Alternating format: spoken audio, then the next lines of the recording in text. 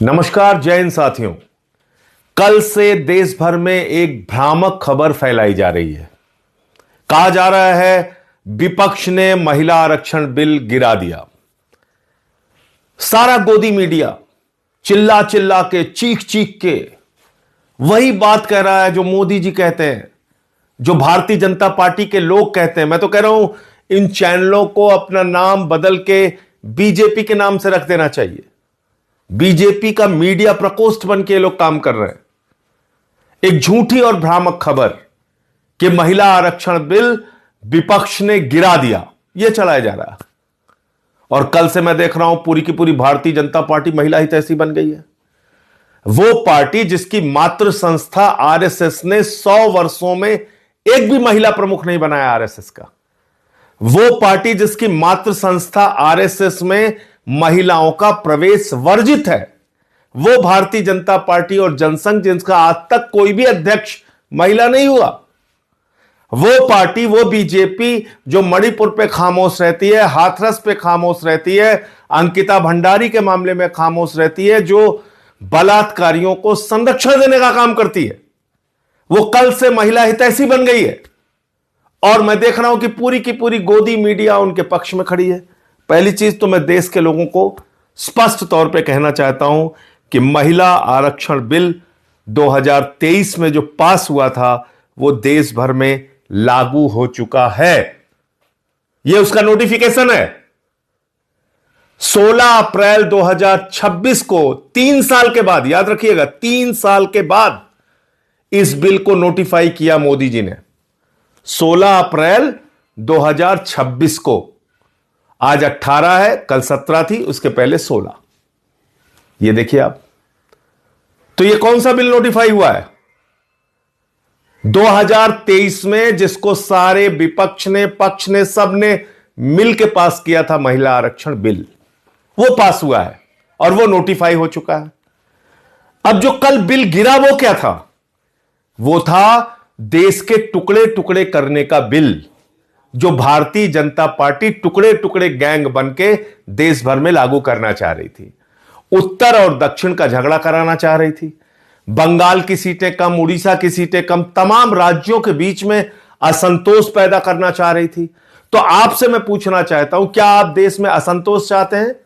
क्या लड़ाई झगड़ा चाहते हैं? क्या भारतीय झगड़ा पार्टी जो चाहती है कि साउथ और नॉर्थ के बीच में झगड़े शुरू हो जाए, क्या इससे आप भी सहमत हैं? कोई नहीं सहमत हो सकता। जो भी सच्चा हिंदुस्तानी होगा वो देश में शांति चाहेगा। और इसलिए सारे विपक्ष ने ये डीलिमिटेशन का बिल, ये महिला आरक्षण बिल की आड़ में जो एक घिनौना खेल खेलने की कोशिश भारतीय जनता पार्टी कर रही थी, वो संशोधन गिराने का काम किया है। वो संविधान का संशोधन गिराने का काम किया है। 23 का पास हुआ महिला आरक्षण बिल आज भी लागू है, उसमें कहीं कोई परिवर्तन नहीं हुआ है। अब वो क्या था ये भी आप सुन लीजिए। महामानव ने 2023 में जो महिला आरक्षण बिल पास किया था, उसमें उन्होंने लिखा था कि पहले जनगणना होगी, जनगणना के बाद डीलिमिटेशन होगा, डीलिमिटेशन के बाद आरक्षण होगा। यह किसने लिखा था? 2023 में महामानव आदरणीय नरेंद्र मोदी जी, उन्होंने लिखा था। हमने नहीं लिखा था, गोदी मीडिया के लोगों, हमने नहीं लिखा था। यह आपके महामानव आदरणीय नरेंद्र मोदी जी ने लिखा था 2023 के बिल में। और तब हमने कहा कि भाई 543 में 33% आरक्षण दे के मामला खत्म करो ना। क्यों इतना लेट कर रहे हो कि पहले जनगणना होगी, फिर डीलिमिटेशन होगा, फिर आरक्षण होगा, और ये 29 के बाद यानी कि 34 में लागू होता मोदी जी के हिसाब से, जो 23 के बिल में है। अब वो 3 साल के बाद कह रहे हैं नहीं साहब हम बड़े हितैषी हो गए हैं, हम तो बस इसको पास करना चाहते हैं।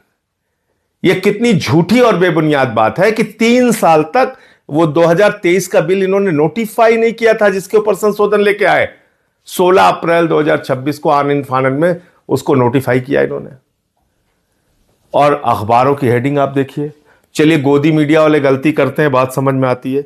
मैं आपको दिखाता हूं, ये अखबारों की हेडिंग पढ़ के तो मुझे इन लोगों के दिल दिमाग पे तरस आ रहा है कि क्या ये सोचते हैं, क्या कैसे काम करते हैं। महिला आरक्षण बिल लोकसभा में गिरा, हिंदुस्तान अखबार की प्रमुख हेडलाइन है। अब आप देखिए, महिला आरक्षण पर विपक्ष का अड़ंगा, दैनिक जागरण अखबार की हेडलाइन है। ये आप पढ़े लिखे संपादक होके अखबारों के, आप इस तरह की खबरें, भ्रामक और झूठी खबरें फैला रहे हैं। महिला आरक्षण बिल तो लागू हो चुका है देश भर में। आगे बढ़ते हैं। अब बात आती है डीलिमिटेशन के नाम पे ये क्या करना चाह रहे थे। ये इस बिल को आनन फानन में क्यों लेके आए? क्योंकि इनको बंगाल और तमिलनाडु का चुनाव दिख रहा था। इनको लगा हम देश भर में ये प्रचारित करेंगे कि देखिए देखिए साहब, महिलाओं के आरक्षण के खिलाफ है पूरा का पूरा विपक्ष और हमको चुनावी फायदा हो जाएगा। लेकिन मामला उल्टा हो गया। मामला यह हो गया कि आप 2011 की जनगणना के मुताबिक डीलिमिटेशन करने की बात कर रहे थे, जिसमें बंगाल की सीटें कम हो रही हैं, तमिलनाडु की सीटें कम हो रही हैं। तो उन लोगों ने अपने अपने राज्यों में इसको बड़ा मुद्दा बना दिया। तो लेने के देने पड़ गए, लेने के देने पड़ गए मोदी जी को। जिसने भी उनको मूर्खतापूर्ण सलाह दी, वो लेने के देने पड़ गए। अब तमिलनाडु में मुद्दा बन गया कि उनका प्रतिनिधित्व आप कम कर रहे थे, बंगाल में मुद्दा बन गया कि उनका प्रतिनिधित्व आप कम कर रहे थे। तो इसका भारी नुकसान बंगाल और तमिलनाडु के चुनाव में आपको उठाना पड़ेगा। दूसरी बात, कितना घिनौना खेल खेलती है बीजेपी। कभी आपने सोचा? बीजेपी इतना घिनौना खेल खेलती है कि अभी एक स्टिंग ऑपरेशन हुआ है हुमायूं कबीर का, जो बाबरी मस्जिद बना रहा है, जिसने अपनी पार्टी बना के वहां पे चुनाव लड़ने का काम किया। उस हुमायूं कबीर ने कहा कि हमको बीजेपी ने 1000 करोड़ रुपए चुनाव लड़ने के लिए दिए हैं। 1000 करोड़ रुपए।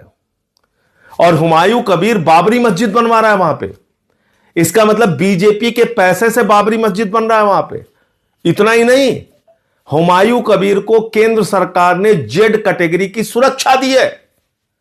जो व्यक्ति बाबरी मस्जिद बनवा रहा है उसको मोदी ने जेड कैटेगरी की सुरक्षा क्यों दी है?